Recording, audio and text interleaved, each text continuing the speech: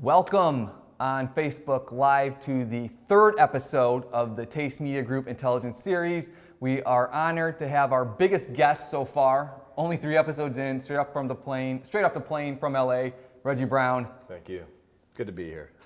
Actor, keynote speaker, former model. Jeez. But as most people know, the #1 Barack Obama impersonator for going on the last 10 years. Jeez, it's been so crazy, yeah. 10 years already, something like that. 9. Oh, the time flies. It does. And Reggie is originally from Chicago. That's how we know each other. And then once the Barack Obama impersonator career kind of started to take off, moved out to LA. How long have you been in LA then? About 9 years. I moved out in September of 2009. Excellent. Yeah. Good stuff. I appreciate you making time while you're here in the city. Man. You know. Yeah. For those that don't know, Reggie obviously looks like Barack Obama, but then once he gets dressed up, he really looks like Barack Obama. We're going to roll some pictures and some video over this too while we're talking here, so you can kind of get a reference for what Reggie kind of transforms into. Yeah. And it's funny because people say, oh, no, you're not that guy. I saw him. He's older. He's got bigger ears. He was here at my conference, but they'll pull up pictures like on their timestamps or whatever. They'll be like, "This is him." I'm like, "That's me." You know. So I have so much anonymity in what I do because when I perform at these meetings and conventions, they say, "Welcome, Mr. President." "Thank you, Mr. President." They don't really say, "Thank you, Reggie Brown. Follow him here." So it's interesting how, after performing for 9 years all over the place, that a lot of people still don't connect me with that, which is kind of cool, because when I become Obama, you don't have a second of free time, but people don't bother me. Reggie, I was so proud of you when you made TMZ. Oh, that was like crazy. a crowning moment for me. Yeah. Because you weren't dressed up. They saw you on the street, came up to you. Just that was a very proud moment for me personally. Thank you. To know that I knew you win. But talking about the Barack Obama business right now, obviously been out of office for going on 2 years now, almost just still as relevant. How has business been as of late? Well, it's interesting because most people don't know about the corporate speaking world. So I didn't even know about it until I started. A lot of the other impersonators, the top Clinton and the top Bush, they develop these corporate shows, half hour, you go in, people think you're the person, you make them laugh, you customize the content to your audience, and take a few pictures, and that's pretty much it. But when the following president would come in, like when Bush got elected, Clinton's bookings fell off. When Obama got elected, the Bush impersonators' bookings fell off. So I wanted to see outside of those two terms. So I started to develop my keynote called How I Became President of the United States. Last year was my biggest year in the past. That's awesome. 9 since I started. And this year was a little bit slow. But with the midterms picking up, it's just going to be... And for meetings and conventions, fall and winter are usually the busiest time of year. So a slow summer is usually the time where I relax and try not to freak out because you might get like one booking every couple of weeks. But, lately it's just been on fire, from DC to LA to here and all over. It's starting to really pick up, and I'm doing some ongoing things now too on the side. Yeah, exactly. And talk about just being an actor too.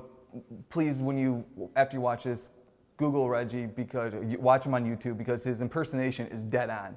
Because not only there's people, I remember there was a guy, I think NPR did like a This American Life on one of the guys from New York, right? Oh yeah, but of course. He wasn't, with all due respect, he wasn't an actor. Not at all.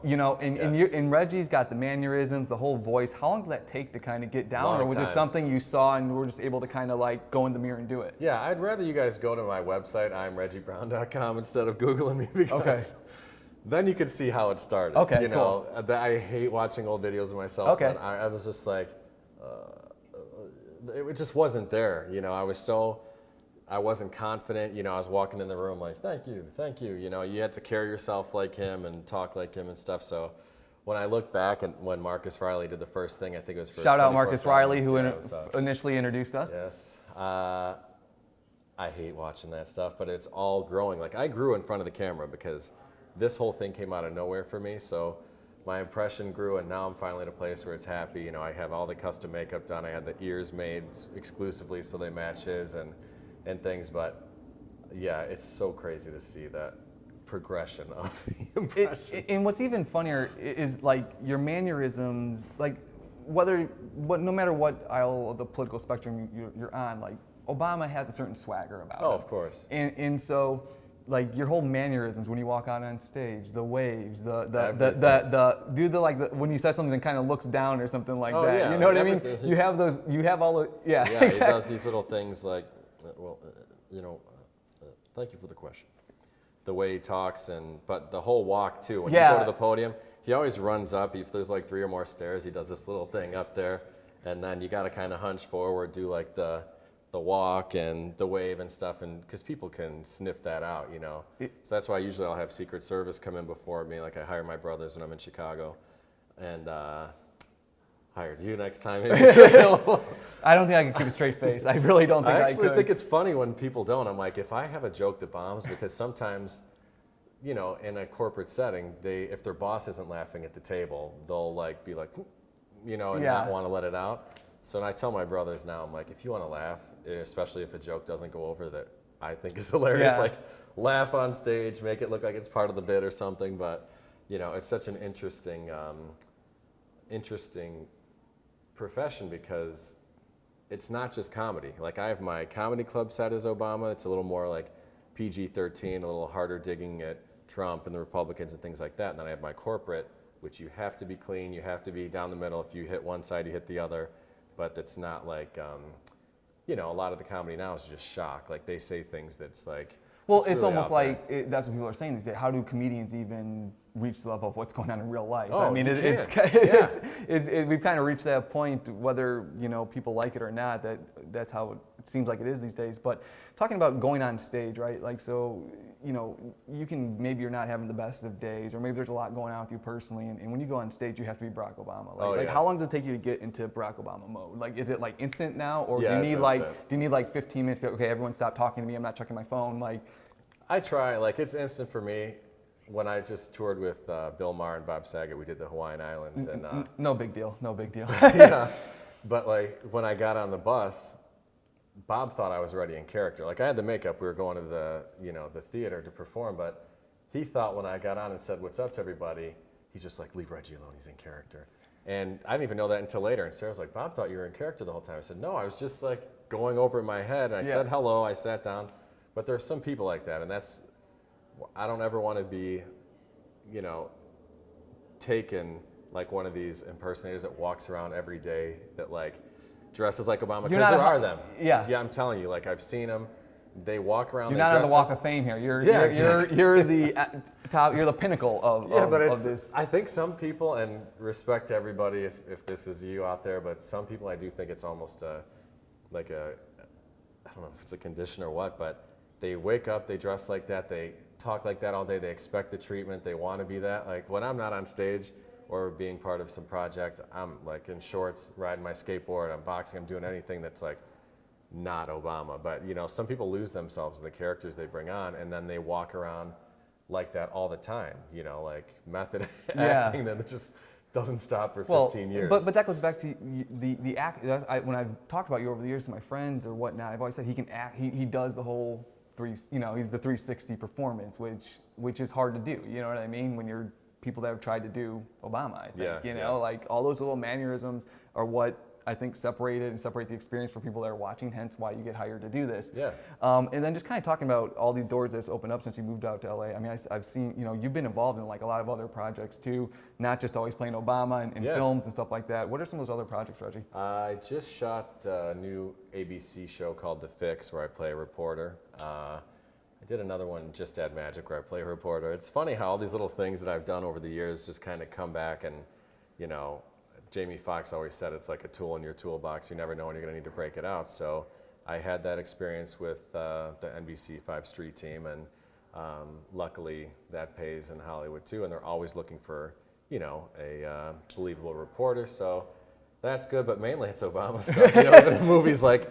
the Barbershop 3, and I did that one with Brad Pitt, like War Machine, and different shows and stuff, and Bill Maher again last year. But it's the Obama character is the gift that keeps giving, and people come up with so many creative ways to use them. You're not even thinking about, Yeah, like I've been doing this for that 9 years and been to 23 countries, some multiple times and back, like people in Singapore think, oh, we're going to use this. People in South Korea, we want you for this.